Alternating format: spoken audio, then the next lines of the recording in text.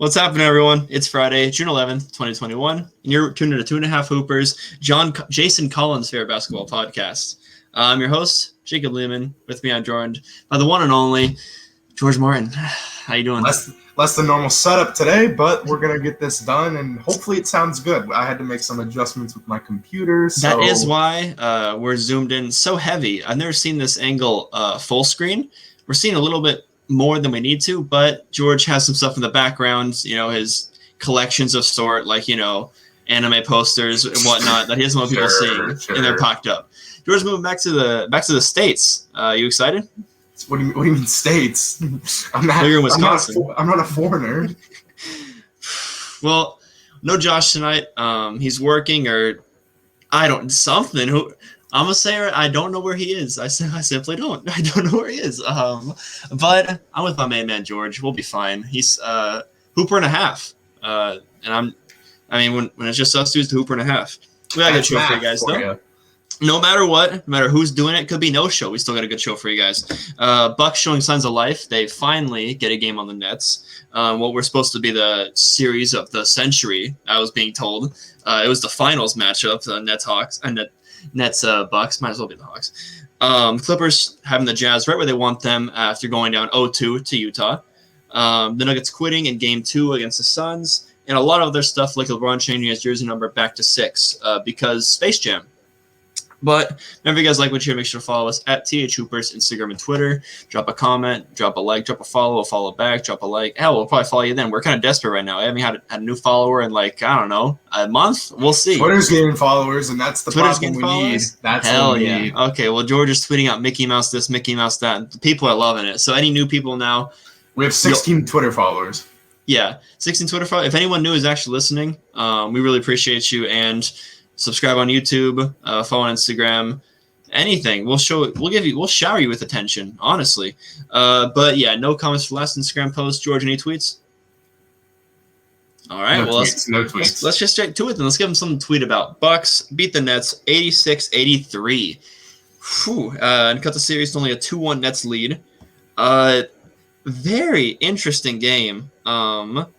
Both teams still pretty healthy. Still no James Harden, obviously. He was ruled out of this one pretty early, just like a Game 2. But Giannis 33 and 14 on 31 shots, and Chris Middleton 35 points on 25 shots.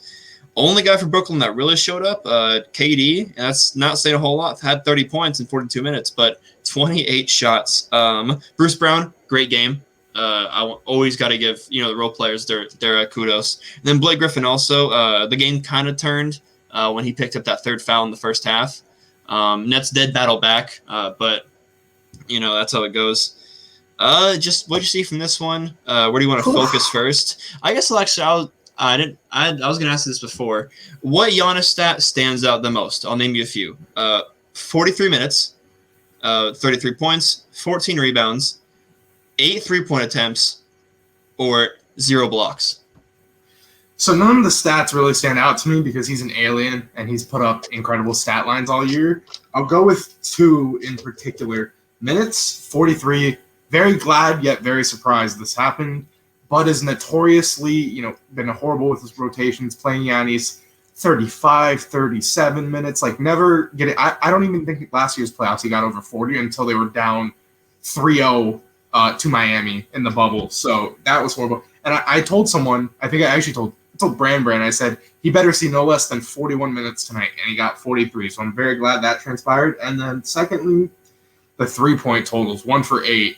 He cannot take that many threes in the series because they will give it to him. They feel like a 3, let alone like a transition 3, he takes, I don't know why he's taking pull-up 3s.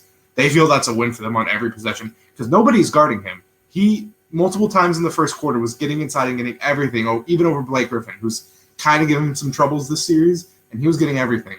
So they feel like if he's taking a 3, contested or not, it's a win for them every possession. So those 2 stood out to me watching this game.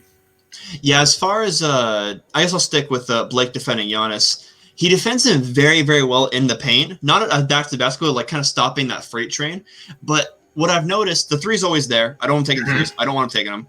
But the middy's also always there because Blake is sagging off even in the middy. He'll always have that pull-up middy. Yeah, one straight from three. Yeah, the one he hit was pretty damn nasty. Like it was a pull-up in transition.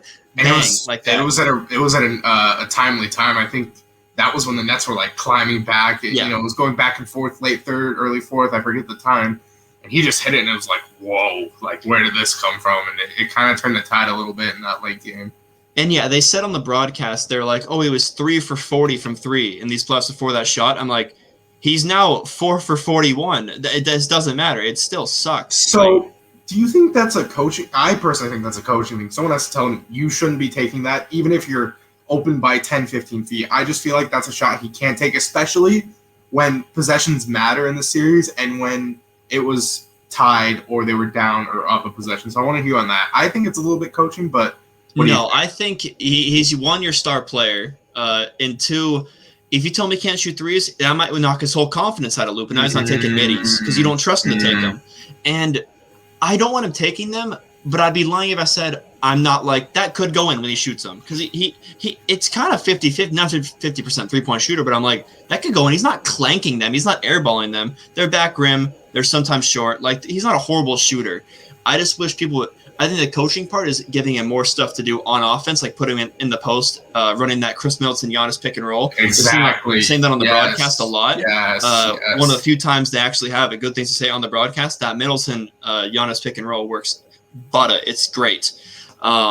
And that makes the Nets pay. It's the only thing they can really do to make the Nets pay when they play like a Bruce Brown at center. Because Bruce Brown gives you the heart of a center. Like he'll get boards, he'll set picks, he'll do everything a center does besides be 7 feet. So especially when you're running Brook Lopez and Giannis there, you need to take advantage of that paint. Especially because I think only Nick Claxton got. Let me see how many minutes he got. Only got 17 minutes. That means the rest of the time they had Blake Griffin running center or Bruce Brown playing a small ball 5. You have to punish the Nets for that.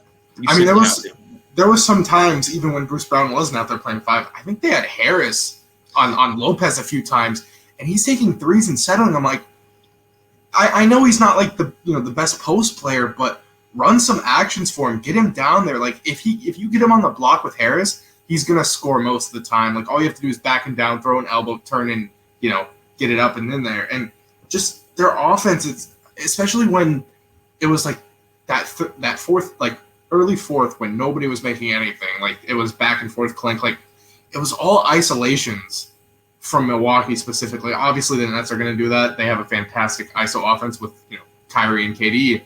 But the Bucks, it was just like Drew comes down, dribbles into a shot. Chris comes down, dribbles into a shot. And like you said, when you put Giannis into the pick and roll, especially as a roller, it's very hard to contain him as a roll man. And then if for some reason, his gravity takes the defenders on him to the paint, Chris has a mid-range, which late in the game, he was going toe-to-toe with Kevin Durant. There was like 3 possessions in a row. They both hit middies.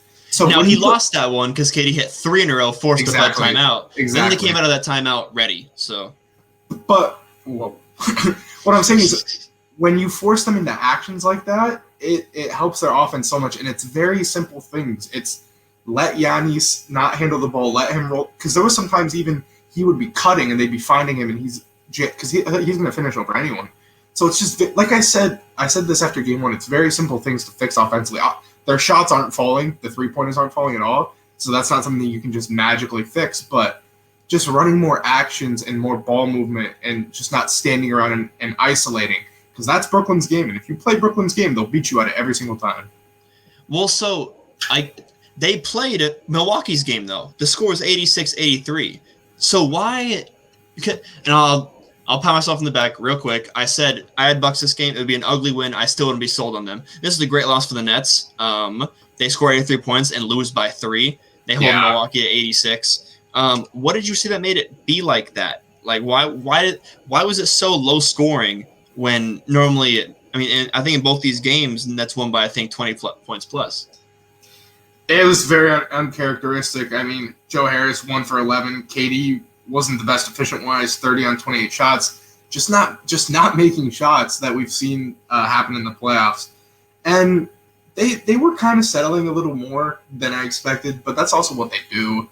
So, if you want to say, like, they shouldn't hang their head that much on this loss. I guess you can say that, even though I don't like saying that in playoff games. But they just weren't hitting like anything. Even KD getting his pull-up middies over anyone wasn't going down. Kyrie either.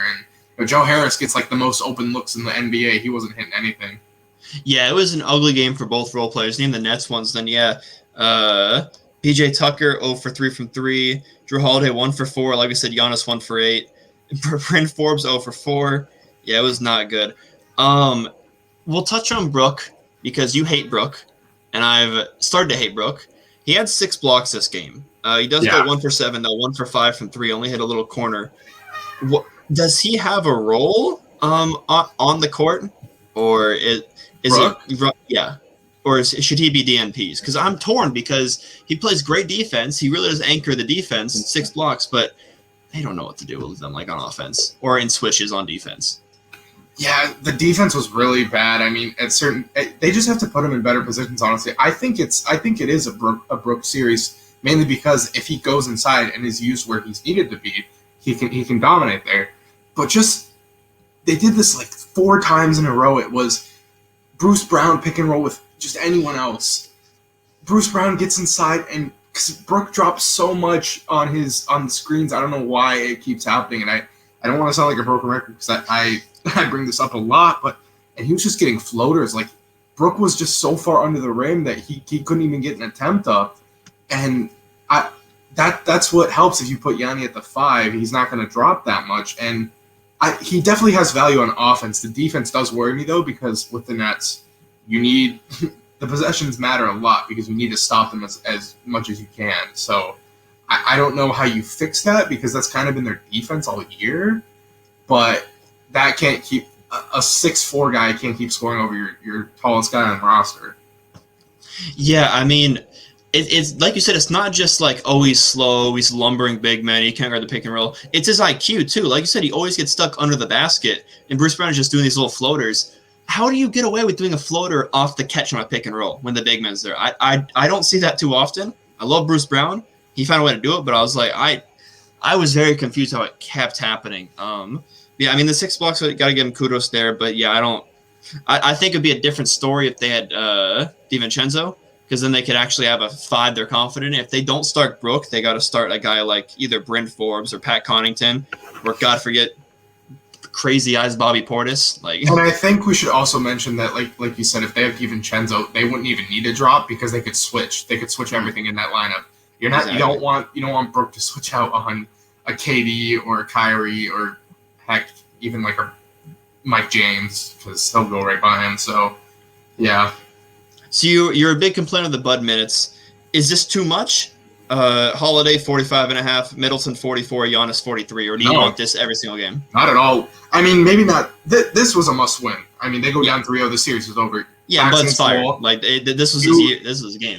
You go balls to the walls and play them as much as you can. Yes, I absolutely love this. I mean, hey, it's bleeping playoffs, man. Like, you have to put these guys out here for large amount of minutes. Now, I do expect some scaling back next game. I mean, Yanni played like the whole first, and he was in there like the whole fourth. Usually, you get those like scheduled breaks going into the fourth, or like you finish your shift with like 3 minutes left in the first. So I actually did like that he was starting and finishing quarters.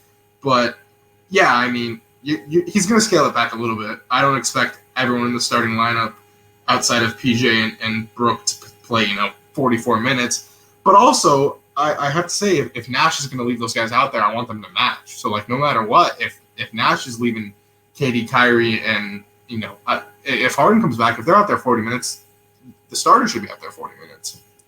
Yeah, and then to wrap this up, I do want to just say something I did notice watching the game. Nash can coach. There's a lot of game plan stuff out there, especially how they guard Giannis, because Giannis is going to get his, but like we said, it took him 31 shots. And Blake playing very, very well as a one-on-one defender, but their double teams are very precise. Mm-hmm. Like, as soon as, like, he's, if he does get that post up, like we keep asking him to do, he'll like the 1 dribble, the 2 dribble, and he'll turn. There's a guy right there, ready to get a jump ball, ready to get a block, ready to get a steal, or just at least contest it. And that's how they get a lot of their turnovers there. And it can't be D'Antoni. Is it Stoudemire? Is it Nash? Who just he was a defensive guru trapped in a white guy's body when he played. Like, I don't know where the scheme's coming from, but the Nets know how to, and they kind of have the personnel now. They don't have the personnel to protect the rim, but they had the perimeter personnel, especially when, I mean, they were even Harden was even locking in there for a little bit. And KD, more than capable defender. Bruce Brown, great defender. And Mike James is a little scrappy little guy. So they got personnel there. I just want to give Steve Nash a little shout out because I know he's a big fan of the pod. But yeah, I don't know. We have Bucks. Do you have Bucks in 7 or you have Bucks in 6? 7. So did this give you any more faith? Obviously gave you more faith than a 3-0 deficit. But when it was going into this game and when leaving it, did you feel different for the Bucks? I mean, the only thing that makes me feel a little bit different is the fact they got the W. The way they got it doesn't make me feel confident, but like at the end of the day, a win is a win, as cliche as it sounds. It's just, look, man, the Nets aren't going to have a shooting night like that again, I don't think ever. I mean, Joe Harris has been shooting like 55%, and, you know, KD and Kyrie. KD looked like he was in thunderstruck most of the game, besides that, like, second half run he had at the end. Well, so PJ did a good job on KD, but yeah, Joe Harris was getting wide open looks. Like he will. He always will. He always will. That's nothing. Yeah. No team, no scheme, no coach is going to stop him from getting open shots. It's impossible. So. Yeah. One last thing, Uncle JG, dripping on. He's not like Serge Ibaka where he tries too hard. Like as far as fashion, he just puts on. It's a shirt, it's some shorts, and it's some nice sneakers, and he just looks effortless. It's Uncle JG. He's the cool uncle. He's awesome. Yeah. Anything else to add from that one? Nope. Felt like we covered that pretty well.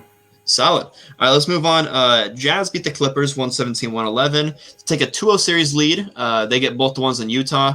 Donovan Mitchell, after a phenomenal 45-point game in Game 1, got 37 in this one. Not as efficient, especially struggled in the second half, especially after having, I believe, he had 29 at the half. 30 on 12 of 18. I texted you that. I don't remember. Yeah, and he's finished with 37 on 29 shots, so not great. Again, winning without Mike Conley, which is impressive. PG and Kawhi struggle yet again. Both shoot under 50. Not horrendous, 44, 47%. I'm not going to lie to you guys. I'm not going to exaggerate. But below 50. Reggie Jackson, only guy that really showed up, 29 points on 11 for 19. And then, I mean, not a whole lot else. Really, I mean, Utah, did they have 20 or did they break the? So they tied their franchise record for threes. They hit their threes yet again.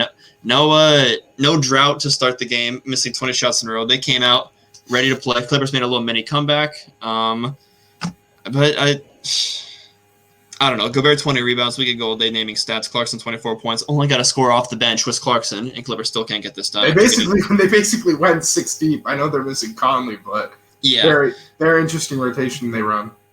So yeah, I'll start this off. I think I know where you want to go as far as just like random intangibles. Rondo, DNP. Thoughts on that? Yeah, Rondo, and I think Man only logged a minute. I'm gonna count that as a DNP. And yeah, Pat Bev got 21 minutes. I just don't feel like this is. You know, people are saying like on Twitter, it's not necessarily a series for Rondo because you know with Gobert being inside and he's not really a floor spacer. So I think what's Pat Bev really? I mean, he can shoot like he's 0 for 5 from the field. That's what Pat Bev he's is. Not much more of a floor spacer, and in my opinion, he's a worse guy driving to the rim. I think actually Rondo can finish pretty decently, and you know he has IQ to finish. He can do his ball fakes and get to the rim. Terrence Mann is both a defender. I think he's probably a better defender than Pat Bev. Pat Bev's defender name is kind of reputation based. Pat Bev's running around out there. Thanks, Russ. And then he can shoot from 3. Very well. I mean, we saw that in that Game 7. So, just Terrence Mann. He's all right from 3. He's in from 3. I'm saying it's better than Pat Bev. Like, okay, you'd rather have him out there. And Rondo's just like sneakily. Some days he's like 40% Rondo. Some days he's like 27 from 3. So, I just felt it was weird he wasn't out there. And Pat Bev, I don't know why. I mean, I'm not going to say that's the reason they lost because there was a lot of other things. But yeah, those are my thoughts on that. Yeah, there's not another guard on this roster that's going to drive and put pressure on the defense and get these shooters like Morris and Kennard open. Paul George, obviously a phenomenal driver of the basketball, but he's more of a perimeter player. And then Kawhi, more perimeter. Obviously, they can both drive the superstars, but more perimeter. Reggie Jackson, who he's been hooping. He's an absolute bucket. ball on that minimum, right? Bobby Shmurda, but he's a perimeter player. Rondo's the only guy that's going to drive in there, be nifty, just put pressure on the defense, because the Clippers are a jump shooting team right now, and you can't do that. You can't, because the Jazz are too quick on defense as far as rotations go. And I will also say, I'm going to give some praise here. This might be a surprise to everyone. Rudy Gobert, I mean, just like him being in that paint, it really, really messes up the Clippers' flow of offense, because Paul George was trying to get, especially in game 1, he was getting nothing. Like every time he goes in the paint and tries to put up some attempt, Gobert just snuffs it out the air. And I feel like that really hurts their rhythm as well. They can't get into rhythm. They can't get easy buckets. It's all mid-range and three-pointers. And I never really took that into account in this series, which makes my Clippers in 6 prediction look really bad, because I didn't do enough research, I guess. Just him living in the paint, it really takes those opportunities away for them to get going inside. And that means a lot to them specifically, because if they don't get inside, we've seen what's happened. Not just this year, last year too. Yeah, and I gave Ty Lue praise. Game 7 at 6 and 7 for sure. Might even said something on game 1 as far as what he's doing, but I'm gonna have to. I'm upset. He doesn't know what he's doing with this rotation. He hasn't for the whole season, and he figures it out sometimes. He's like, no, it won't work anymore. We got to change it. I think I said this, and it was last pod, game 1. I said he doesn't know how to keep something that's good. And yeah, Terrence Mann, 1 minute, like we said, I'm just going to reiterate. Rondo, DNP. Pat Bev, you took him out of the lineup, and you rattle off 3 of 4 against the Mavs.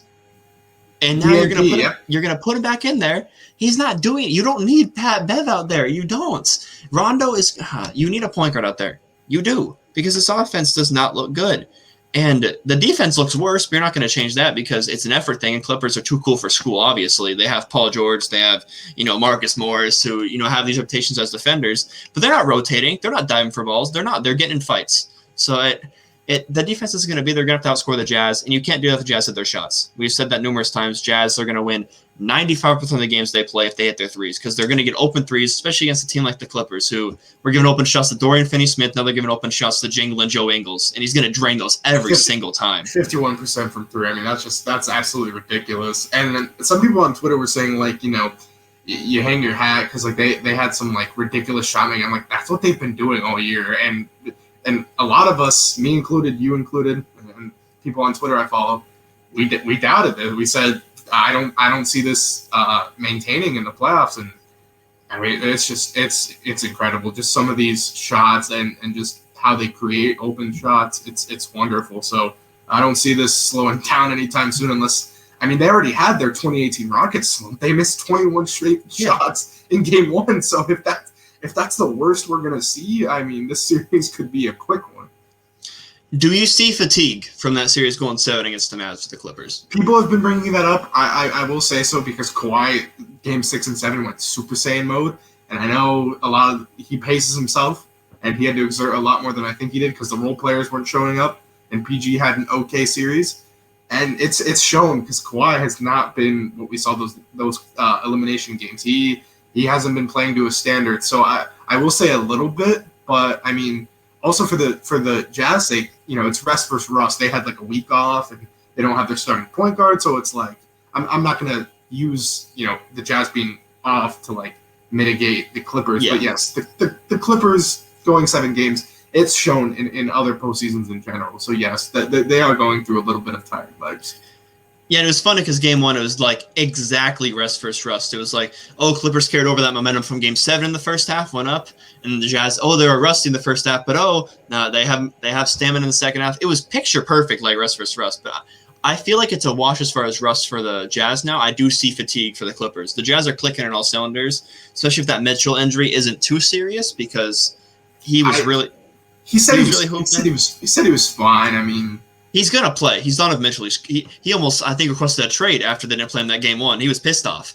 So he's going to play no matter what. And he wanted to stay on the court to finish the game, too, and with 7 seconds left. He did. So, yeah, he'll be playing. I hope he can still put on these performances, because I was really upset when a lot of people were like, you're not going to get this Jazz team again. Mitchell, 45? No, he's going to get 40 in his sleep in this series if they keep putting Reggie Jackson and Pat Bev on him. It's disrespectful what they're doing. You have to put it. At least a Marcus Morris on him, because he's 6'1". If you put a Marcus Morris 6'7", 6'8", maybe just the size gets there, but they keep letting Mitchell get to his right. every single. You can't let him get to his right. It's unstoppable when he gets to that right because he's either going to finish over you or a floater. It's unstoppable.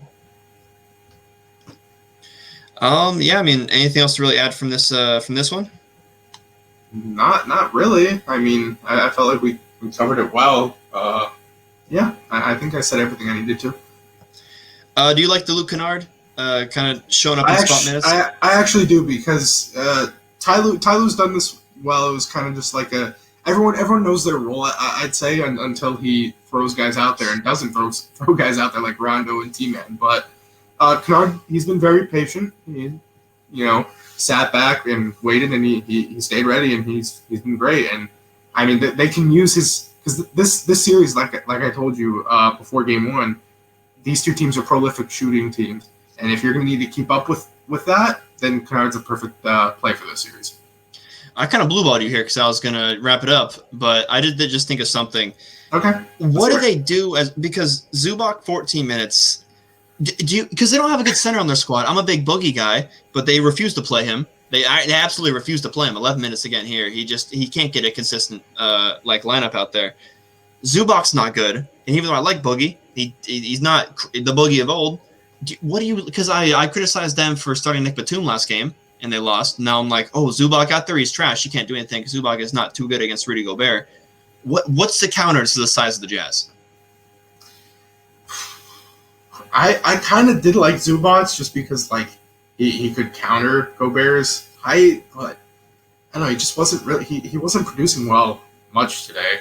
And then I look at the Batum thing, and it's like, okay, maybe they get 5 out, they can run a 5-out offense and try and get Gobert on the perimeter where he's most vulnerable. But I mean, is Gobert really staying out there on Nick Batum like he's some elite wing that's gonna cook you, do a dribble size up and all that? No. So I don't know. I actually, crazy as it may sound, in the year of 2021, I think Boogie should be getting like 18, 20 minutes, because in the minutes he's provided, he's made it a little bit tough on Gobert. I mean, he hasn't completely stopped him, but he'll bang with him. He'll trash talk him. At least he's giving something out there. He took a charge tonight. I think Game 1 was the night where he completely ripped it from Gobert, ran down the court and got an and one. He's still strong. I know his legs are probably cooked from all those lower body injuries, but he's still strong. He will be physical, and he provides the exact things that you would need on Gobert, because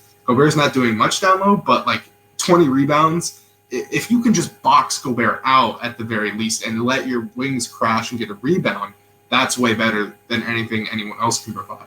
Because they have their wings are tall for wings, like Kawhi 6'8", Marcus Morris 6'9", PG, all of them. Yeah, they're tall for wings. They just don't have that stifling center, which is why I was kind of don't want them to get Drummond, because even though I'm not a big Drummond guy, that was it's the one thing they're kind of missing as a board guy and a guy that can just kind of match up. Might have been better if they got him, but anyways.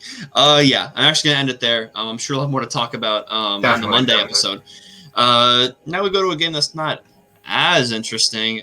Suns crushed the Nuggets 123-98, take a 2-0 series lead. Now it goes to the Mile High City.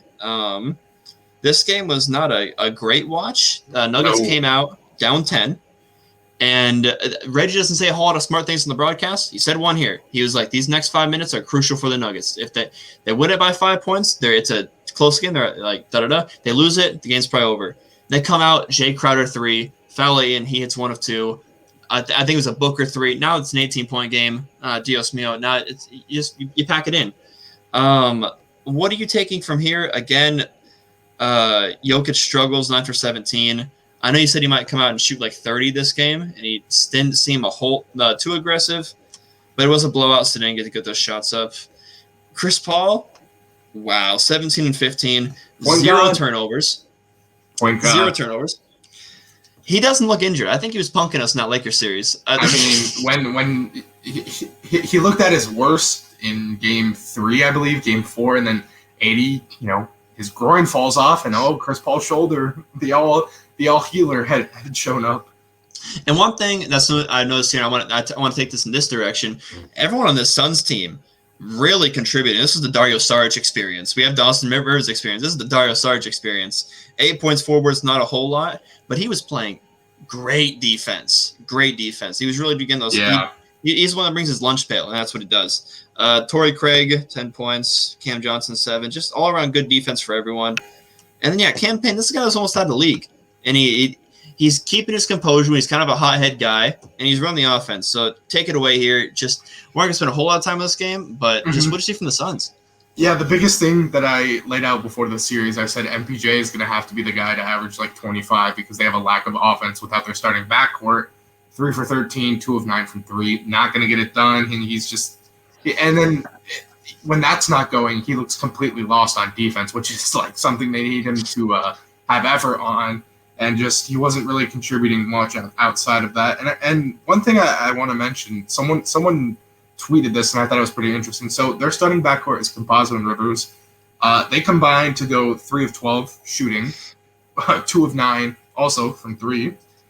And I saw this photo, and they were both like in the corner. One was on the corner, one was on the left wing. And Jokic was, high post at the top. Gordon's trying to run a screen, MPJ set one. Chris Paul and Devin Booker, they're not like, they're not out there guarding him. Like, they don't have to expend energy on them.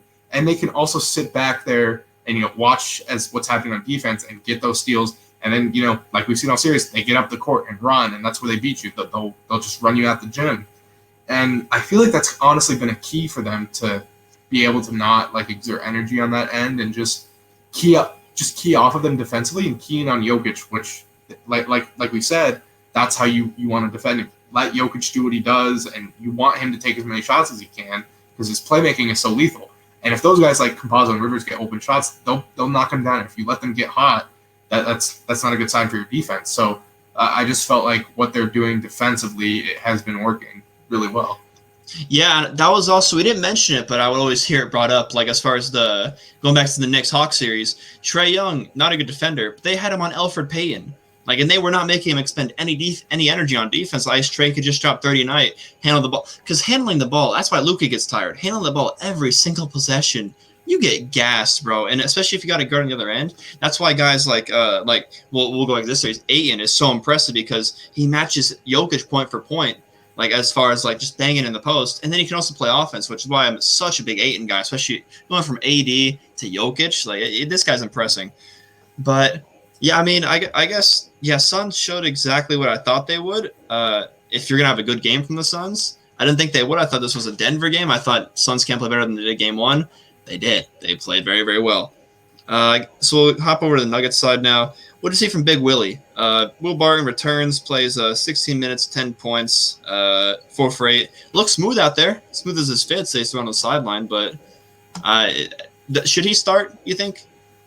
No, they have to ease him in. I mean, you're probably thinking, with all the injuries you've had, you're thinking long-term. And just getting to the second round with this squad it's a win in itself. So at least Jokic gets his MVP trophy in a game. He's not Dirk. He's not Dirk where he's accepting it in a suit in Dallas, Texas. So it's a win for them getting this far. They're going to be able to regroup next year. They'll have a fully healthy roster, maybe make some additions. But, yeah, him off the bench for the rest of the series is what should happen. Yeah, it's so tough watching the Nuggets playing. I'm like, if they could just get some Jamal Murray Jokic handoff action, just so the Suns have to respect one other dude on this squad. Because like you said, MPJ, 3 for 13, big yikes. And Aaron Gordon, 6 points, 7 shots. I know he's not like, if you're expecting Aaron Gordon to score 20 points a night, you're the Orlando Magic now. But Aaron Gordon should, I mean, is it wrong to expect a little bit more than he's given them? I know they brought him in for defensive purposes, that whole Jeremy Grant role, play defense, know your role and stuff. But he's capable of a little more, especially as a ball handler. When MPJ's not getting it going, it looks like Paul Millsap's their next best bet to get a bucket. Like, so should Aaron Gordon be stepping up, or is it just kind of everyone's doing their own little thing wrong? It's not all like Aaron Gordon needs to step up. I mean, a little bit. I mean, I don't want him taking like 13, 15 shots. Jokic makes it a lot easier on him. I know it's a little bit harder this series, but I actually think he should only be taking, what's kind of given to him from Jokic. I mean, he can take some threes, but like Aaron Gordon post-ups, they haven't been the prettiest of things this series. But I know he can, make stuff out the post. So I don't really know where I sit on that, but yes, I do want him to contribute a little bit more. So if that was just like taking some middies and just trying to get yourself open off screens, then yeah. But and a guy like Monte Morris, the primary backup point guard, 1 for 7 again. He struggled last game as well. You need those guys to step up even more so. Yeah, I really tried because Suns beat the Lakers. I'm like, yeah, Suns are conference finals bound. That's how it's going to be. They have great defense, great offense. They're an all-around team. But I was like, no, I'm going to be quirky. Jokic is going to get it done. And I'm not just saying that like, oh, I picked Nuggets to be quirky. I believe they could beat them. But I'm just seeing now why I had that gut instinct. Yeah, Suns are a real threat, and the Nuggets really just aren't. Because Nuggets don't have that switch on defense, and the Suns do. Mm-hmm. And you saw them coming out of the second half. Nuggets are not scoring. They're not. So, I mean, what was your prediction? Suns in 6. This probably ends up going 5. Yeah, I had Nuggets in 7. It's not looking the best, especially if got maybe at home Monte Morris and Michael Porter Jr. can get going. But role players do play significantly better at home, so yes. Not according to Ty Lue. If you're on Ty Lue's squad, you are a road team. You're road warriors. But yeah, that's gonna do it for the recap. Whew, that was fun. Let's get into some other stuff. I got a halftime of my own. It's not halfway of the show, but I got a few things I want to rattle off. This is the halfway segment of our podcast, Lehman. Oh, I'll tell you why it's the half. Never mind. No, you need to get back out here in the States. I can't. But yeah, I got a few things. I'm gonna bounce off you first one. I'm gonna get you in a bad mood. Rudy Gobert. 3-time DPOY. How'd that sound? Has a nice ring to it, doesn't it? More Rudy Gobert, Gobert, 3 times. More Defensive Player of the Year awards than Hakeem Olajuwon and Tim Duncan combined. Mm-hmm. Just to let that sink in. Yeah. So what are your thoughts on it? I think he deserves it. He had my vote. He also did have my vote. I predicted it. As much disdain as it brought me to say that he was the Defensive Player of the Year, you're kind of seeing now why he is in this series too. I mean, just listen and look at my face as I'm talking about this. I look so thrilled to be talking about this, but he is definitely one of the best defensive floor raisers, especially for that Jazz team. I mean, he's really their anchor, and he really, having him on the back line, letting those guys be able to rotate and move around, it's shown off this postseason. So it's well deserved. I just hate that, he might get into the Hall of Fame now because a guy like Ben Wallace with 4 got in, and then kids in like 20 years are going to be like, Rudy Gobert was one of the best defensive centers ever, and I'm going to like pull my hair out. But yeah, here's the thing. It was well deserved. He's got 3 now. The record is 4. I believe it's Ben Wallace. Ben Wallace, yep, like I said.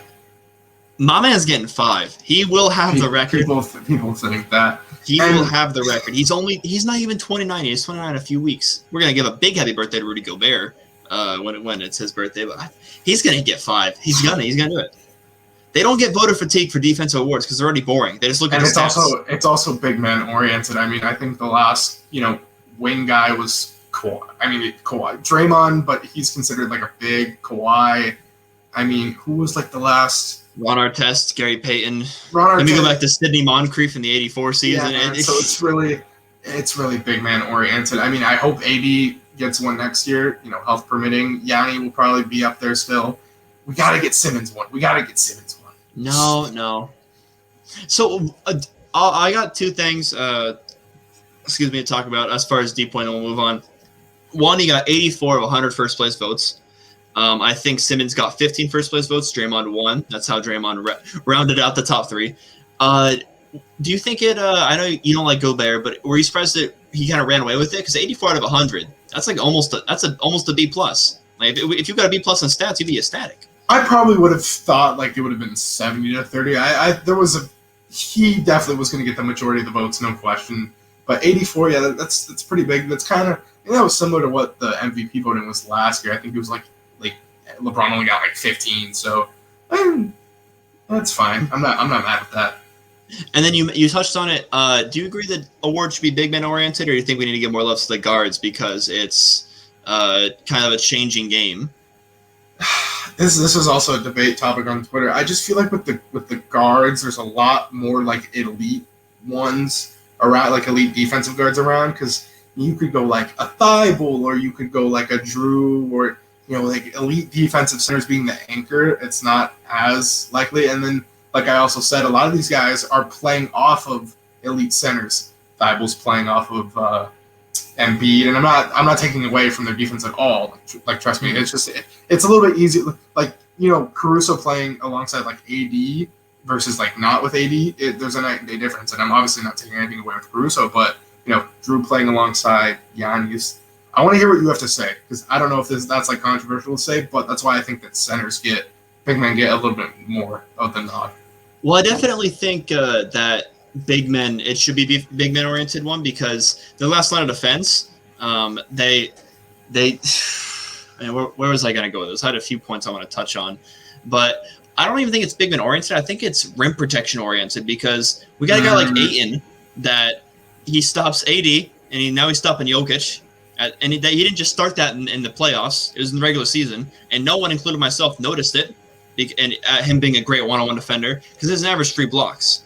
We had guys like Miles Turner who missed almost half the season getting more notice than him. And I'm not trying to front run here saying I had Ayton I was Ayton's number 1 fan in the regular season, but we don't notice that because he's just a good one-on-one defender in the paint. We noticed the one-on-one defenders on the perimeter like Ben Simmons. And Ben Simmons notices himself. For sure, he thinks he should be DPOY. But, yeah, I definitely think that it's also – they let you play around the rim. On the perimeter, you kind of touch him with a foul. At the rim, it's the one place where you can kind of be physical. So I think it really should be a big man-oriented award. We're going to get a good Ben Simmons game, Game 3 against the Hawks. I know he thinks he deserved it. So he's going to try and check Trey. He'll probably foul out with 6 fouls because he's so upset. But we'll see. Moving on, another one of my prophecies fulfilled, Nate Bjorken, fired from the Pacers. Yeah. That's surprising. I'm not some guy that just called out thin air. This has been going on for a while, ever since the Pacers media really just leaked everything. They were like, TJ Warren wanted a trade before he even played for him, because he played for him in Phoenix and he hated him.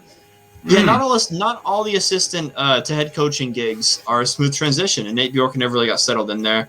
Leaves with a pretty bad reputation. I don't think he's getting another opportunity. Yeah, apparently the Raptors will love to have him back. He's a Nick Nurse disciple. So they said they did just lose Chris Finch to the T-Wolves, so they do have a vacant spot. They came out and they're like, we'd love to have him back. So he'll be back with the Raptors probably. But yeah, what I do think their season's been over for about a month now.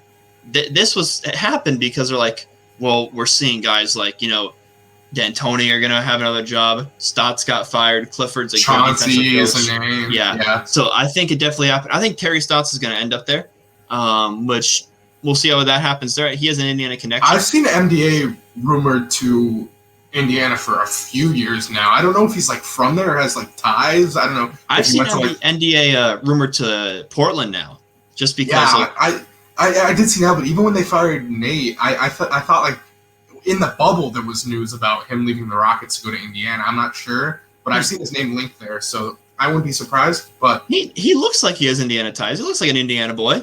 I'll look it up. Maybe he's from there or went to school in Indiana, but I'll look that up. Well, that's how you get a job with Indiana. Larry Bird, he just got hired as a coach there. Now he's in the front office. They picked up Oladipo because he went to Indiana. I think McMillan had Indiana ties. He's from West Virginia, so strike one. Is that in Indiana? I failed my state's test. Move on. Yeah, I don't want you trying to find out MDA's Mike D'Antoni fun facts on Wikipedia about Indiana. But yeah, I think Terry Stotts is going there. You think that too? I'll say D'Antoni. D'Antoni, that'd be weird. That'd be really weird. But yeah, another one, sad one. It's going to be a little quick one because not a whole lot to talk about, but you guys need to know. Deandre Hunter ruled out for the playoffs, Hawks guard. It's kind of cushioned by the fact that Kevin Huerter's been playing great. Their other guard, he's an offensive weapon right now, and he's kind of digging on defense too, Kevin Huerter. So it's kind of sheltered, but me and Josh were in agreement that he would kind of take Tobias Harris out of the series. Tobias Harris hasn't had a great series, but he is kind of picking it up now, and he might be there when they need him. So just thoughts on DeAndre Hunter being out for the playoffs. Does it change your your outlook on the series Hawks Sixers that much, or is it just kind of an that sucks? He was a good player. Doesn't change it that much. I did pick the Sixers in 6. I thought they'd struggle a little bit. This hurts that because he was definitely one of their 2 best perimeter defenders. I think he's their best, but you can make the Cam Reddish argument. And he was really he didn't play the series obviously, but he would have been sticking Toby. And we've seen in these 2 games, Toby has looked incredible. He's been very aggressive from the jump, and that hurts in general. And just the Sixers' ability to score from the wings, Seth Curry, Danny Green when he wants to shoot, and then, like I said, Tobias Harris, even Shake Milton looked like Kobe in that game too when he was inserted. So not having guys to defend those guys is going to hurt them, but it doesn't change much. Yeah, I saw it's going around. Unless Hunter's going to grow 6 inches. Because, it's not – Toby's playing good, but he's not playing great. Embiid's the problem on defense for the Hawks. And he's I can't believe people are really saying – Don't bring it up. Don't bring it up. They're saying it. All right. LeBron changing his number. So Tim Kuhlmeyer, he texted me. He's like, what gives the number change? And I'm like, I don't know, because in 2019 they traded for AD. I'm giving 23 to AD. Holding the jersey. Yeah, they're holding the jersey in the movie theater parking lot. and then Nike's like, we made 2 million LeBron 23 jerseys. No one's gonna buy these. You can't go to 6 yet. So he's like, okay, I'll stay 23. I'll do it next year. AD will be 3. And then they win the title. We hear nothing about it. Nothing about a number change. And then they lose here, and he's going back to 6. I think AD's gonna stay 3 too. So there's gonna be no number 23 in the Lakers unless. Alfonso McKinney wants to go back to it when because he used to do that with the Cavs. But yeah, what do you take of this? I think it's because of Space Jam. I think he wears number 6 in Space Jam. He does, which probably means there's going to be an MJ cameo in Space Jam because he can't be 2 23s in the same team. So LeBron's going to wear number 6. I think I did hear that he was going to be in here. Just quick thoughts on it? Yeah, I'm a little interested just because yeah, I don't know. Is he trying to do the 2 jerseys retired in LA? No, it can't be. No way. As much as I love LeBron, man, that's only Kobe could be the person to get that. There's nothing against LeBron because he brought us a chip, and we talked about this when he joined. If he he wins with us, we already loved him when he signed him. We were going crazy, but I don't know. Does he want to? And I just thought he won a ring in 23 and he has a chance to do that again. He could add to the legacy and just get 23 retired, solidified, boom. And now he's bringing a 6 in, and someone could wear 6 or 23. I don't know. I'm glad AD stayed at 3 because I think he realizes he's going to be a Laker for a long time. He gets more. He can get that 3 up there easily. So I'm glad he's staying at 3. Maybe nobody's going to wear 23 until LeBron's done. Maybe this is just nobody's going to wear it, so it's just going to get retired easier. You're good. It does make me hopeful as a Laker fan because I was like, maybe we're coming up on the tail end of LeBron's career. But there's no way he'd make a whole big fuss at it. Well, he's LeBron, so he makes big fuss at everything. And change his number to 6 when the 6 is those 4 years as LeBron's 6. Holy hell! That was monster LeBron. That guy was crazy. So to bring it back now, maybe he thinks he has something left in the tank. Maybe I know he likes people to count him out. Revenge season. Doesn't it make you feel like this whole number change, this whole change of persona, makes you think okay, it's going off his longest offseason of all time. What? Maybe he's got something in store. I mean, he did post something on Instagram a few days ago, some Game of Thrones. I don't know what he posted. Revenge season and 6. He looks like he's got something left, something to prove, I guess, and he wants one more last run in this number. So I mean, we'll see. I guess he's gonna look cool in 6. I just wish he would have stayed 23 at this point because I don't want this jersey retirement talk to be something more than it needs to be. But yeah, I'm hyped and I'm fine with it. It'll look nice. Although my 2 LeBron 23 jerseys are just it's I gotta get a new one or something. So that's good. Yeah, they showed that jersey insurance thing. Just like if your player gets traded, if your player changes their number, you should get a new jersey. I I don't think he's trying to do the whole 2 numbers retired. This might be LeBron doing that. Maybe he's goofy like that, but I think he should. I think it's because Space Jam. I don't think we need to overthink it. Just like Space Jam, he's changing number 6. He's going to do a whole movie theater red carpet rollout. Last thing here, before we get to the preview, quickly, NBA schedule is going back to October to June next year. I think playoffs are going to end when? When do the finals end this year? July. They end July this year, and then they're going to end, normally like mid June. Draft's going to be the last week of June, so it's perfectly back. So that's let's see, mid July to mid August. They're going to get. It's going to be 3 weeks longer than what it was last offseason. It's only going to be like 91 days versus 70 or 71, 72, whatever it was. So not much longer, a little bit longer, but hopefully it's not as condensed. But they are going back to 82 games, so. That's gonna be it, because we noticed this year, and George did all the research. Woj actually quote tweeted him. There's been an historic amount of soft tissue injuries this year, and those happen from overworking the body and just a lack of rest, especially. Those don't happen from misstepping on like the court or something, or a tweaked ankle. They happen because you're overworking yourself. Yeah, and there's not enough rest time. So, do you think we're going to see that next year too, or do you think I think there's going to be a big emphasis on load managing? I know Silver doesn't like it, but you know what? I'm sorry. I want to see the stars out there all year, not LeBron, KD, Harden, Embiid, Steph going down for multiple weeks. Like you take a game off every other 5 or I shouldn't say that. You play 65 games out of 82. I'm perfectly fine with that as long as you're playing all year at elite level, and then you get to the playoffs and play an elite level. Because, as we've seen in a few of these playoff series, there's still guys that are not playing or hampered, compromised. So I think there's going to be more of an emphasis on load management next year. Do you think we'll see the same thing as far as playoffs? This is really going to have ourselves, but like in this year's playoffs, there's not a whole lot of teams that went far. Last year, there's the Nuggets, and we're seeing how they're holding up as far as injury-wise, as far as the last conference finals team to be in the playoffs. And we saw what happened to the Heat. We saw what happened to Lakers. Heat, Celtics, Lakers all went out in the first round. They were the 3 to make it to the semi. And they were all battling injuries throughout the year. Heat only team that came into the playoffs healthy. They just didn't show up. Bucks just kicked their ass. But do you think we'll kind of see that? Because especially with KD and Kyrie playing these big minutes, do you think it'll carry over to next year? No, they will load manage. They will rest. Trust me, they're not gonna. It was hell for them this season. They'll definitely scale back.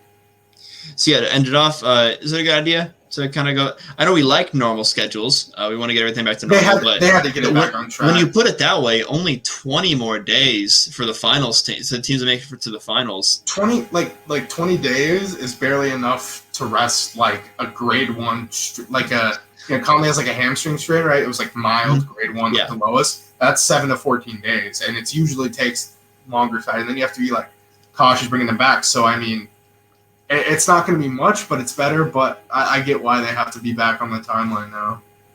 Yeah, it's gonna suck. It's gonna suck. Yeah, let's get to the preview. Let's see. We got a whole weekend. Let's see. Let's start with Friday. If my game time app will load. Okay, there we go. 4:30. Sixers Hawks 1-5 matchup. It goes to the A. Hawks got the split, which is what they wanted. It goes back to the A where they haven't lost. Give me a pick.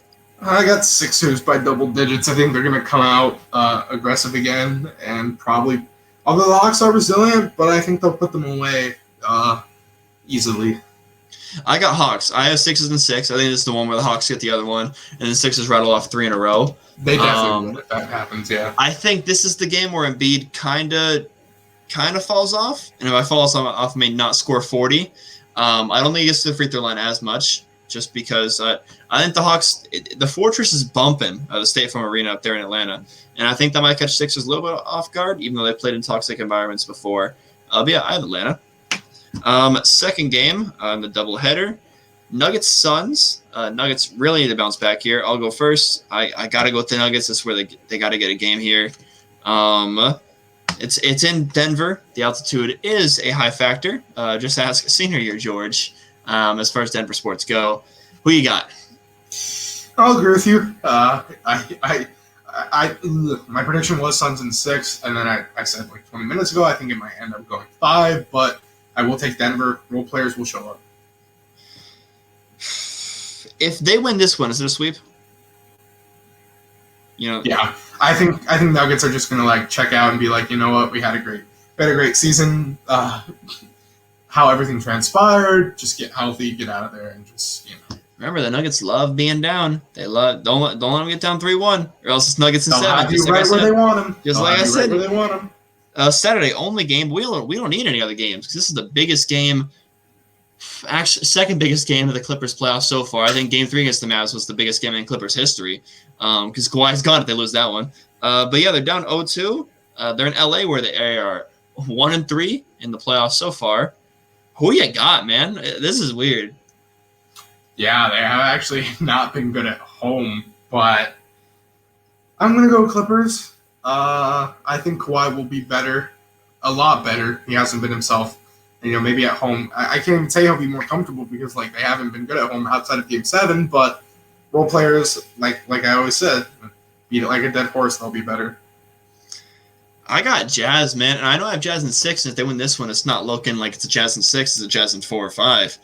But you're telling me they go on the road to start the games where they play better, and they're not getting any more rested than they were before, only again, another 2-day layoff, flying to LA, and they lose both ones on the road. They blow a double-digit lead. They're going home where they don't play well, and they're going to win that one? I don't think so. I really don't think so. I think Jazz take this one. I think Jazz go 3-0, and we're talking about a lot of stuff on Monday as far as that series goes. Moving on to Sunday. Ooh, early start. Hopefully I'm up for this one. Noon Pacific time. Bucks Nets. Bucks are down 2-1. It's still in Milwaukee. Are we gonna tie? Are we gonna tie it up here? We're getting a tied series. And I follow some Nets people on Twitter. They said that this season they've been notoriously bad with noon starts. So I'm gonna take their word for it. And I'm gonna be a little weird here and just say the series is tied going back to Brooklyn. Well, so I said on last pod I want to get too ahead of myself, but I said it would be a bad Bucks W Game 3, and then Bucks would cruise in Game 4. I gotta stick with it. I got it, and I also have Bucks in 6. So I mean, I gotta stick. You need it. I need it. It literally can't happen if they don't win this one. If they lose any other games, it can't happen. So I got Bucks too. Would not be surprised if the Nets take a 3-1 lead though, because they're just that talented. Joe Harris hits 4 of his 11 shots, they win. So. Then last game of the weekend, also pretty early, 5 o'clock, TNT. We're getting TNT crew. Nuggets Suns. Nuggets get 2 days off as they travel to Denver. Nuggets need this one. Who you got? I have the Suns. I'm so sorry. We covered their Game 3. This is Game 4. Yes. Yeah, they got a back-to-back. So what do you got the series ending in? I have the Suns no matter what here because if they go up 3-0, I think they rattle off a sweep. And if Denver gets one in Game 3, I think the Suns split here. Yeah. I completely lost track there. I mean, it goes back 3-1. 3-1, just like the Nuggets They won. might not go back. They'll have you right where they want them. Just like the Nuggets won, they're going to get it 3-1. Yeah, I do think if they win Game 2 or Game 3, they lose Game 4. But, yeah, if they lose Game 3, get out the brooms. Get out the brooms, man. But, yeah. That's going to do it for tonight's episode. Fun as always, George. Quickie as always. 58 minutes. Just 2 guys having a conversation. It's going to be long if you keep doing this long outro. I'm kidding. Well, I just like talking. I love listening to myself. I'm like Joey Vaca. But thanks for watching or listening. If you're watching on YouTube, hit the subscribe button. If you're listening on Spotify, drop a follow there. And go follow Twitter. George, always there. Instagram, I'm sometimes there, but I will always respond to you unless you're promoting Empire Records or Frankie the Ace. But yeah, thanks as always for the listen, and take care, everyone. Thanks for being an OG.